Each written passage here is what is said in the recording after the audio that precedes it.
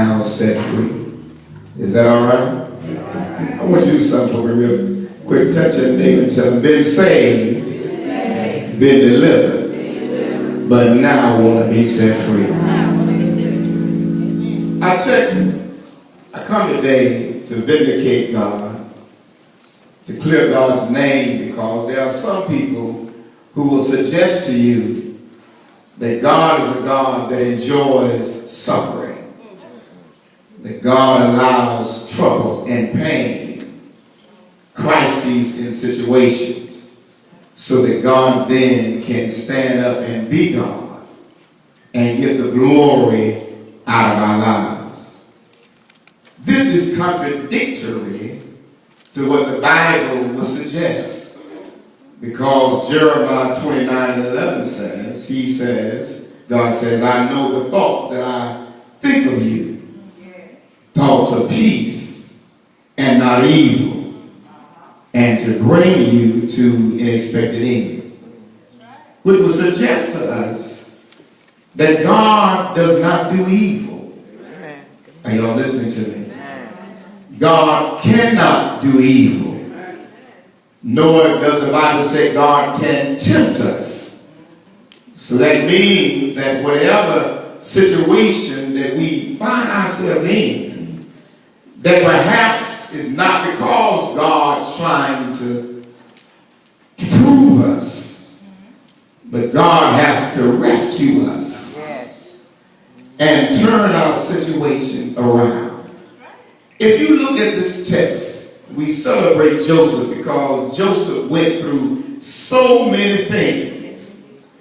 He was ostracized by his brothers.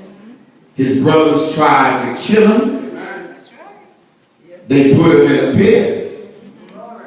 He had to be a servant in Potiphar's house.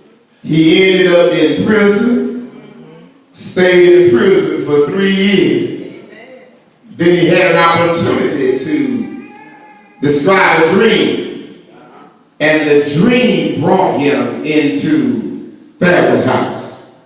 And what we do, Sequoia, is we dance at the text that said what you meant for evil, that God meant it for the good. Amen. And then we get excited because it says that whatever the devil tries to do to us, that God has a way of turning it around. But I come by today to give you another revelation. That because Joseph is in the text as an example to us how God really moves in our lives. You got to know the story. You got to know the story. He was the son of Jacob. He was one of the boys, one of the 12 boys who Jacob had, who would later become the tribe of Israel. You got to know a little bit about Joseph. Joseph was arrogant. Joseph had a lot of pride and ego. And he made the mistake of telling his brothers that one day, all of you going to bow down to me. Is that right? That one day I'm going to be the head and all of y'all are going to be the tail. That one day I'm going to be above only and all of you are going to be beneath. Joseph had a problem that he heard from God. But how many people know that every time God tells you something, you don't supposed to tell nobody? That's true.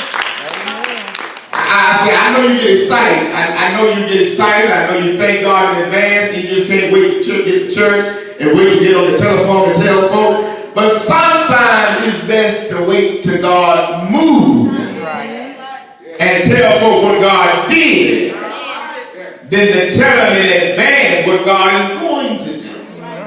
Are y'all listening to me? Joseph ended in this situation because he could not keep his mouth shut.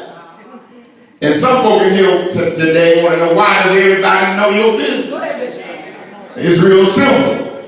You can't keep your mouth shut. Come on, Bishop. Are y'all talking back to me? Am I preaching to myself? Look at your neighbor. Sometimes you got to keep your mouth shut. Sometimes your family business ought to stay in the family. Oh, come on, help me somebody. Sometimes what's going on in your ought to stay in your house. Don't nobody know what's going on with you unless you tell them. Don't nobody know what you're going through unless you show them.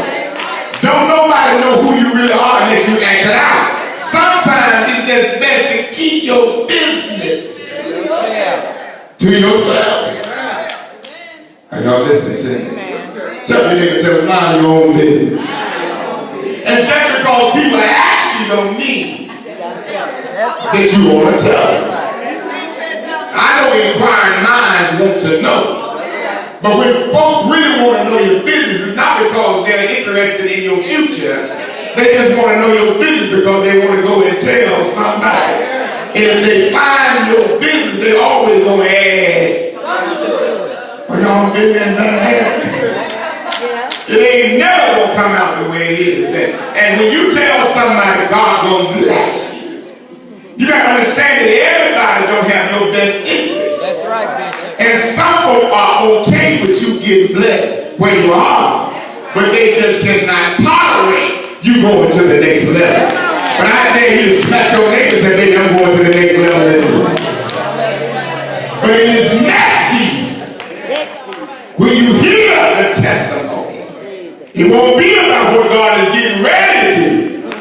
It'll be about what God has already done. You better smack somebody and tell them, you can't touch this. You can't touch this. I'm not going to open my mouth and tell you what God told me, because you may be one of the brothers that really don't want to see. See, people, I think it's how we don't mind you get blessed as long as you don't get above them. Exactly. That's true, Bishop. They don't mind you bragging about the sale and the money you saved in Goodwill. But don't start telling them that you went to the mall and spent $2,000 at Macy's. They don't mind you telling them about you got a job, but don't tell them that they put you over the company. Come on, Bishop. They don't mind you got a 3-bedroom house. Don't tell them you got a house that's already paid off. Don't tell them that God gave you an idea that's going to make you become a millionaire. Jesus. Some folks just don't want to see you be above them. That's true. Some people are satisfied and content with you right where they are, and you eat what they eat, go where they go, and do what they do, and live like they live. But when you decree and declare, then you find yourself in a predicament. Now I want to tell you what God said to me. I said, now God, it doesn't seem fair that you would let Joseph go through all of these things just so that you could show up at the right time and deliver him. Why we gotta catch hell? Can I say it that way? None of y'all is here to call hell, but if I can find one person just to walk along with me and say, I've been there and done that. Why do we have to catch hell?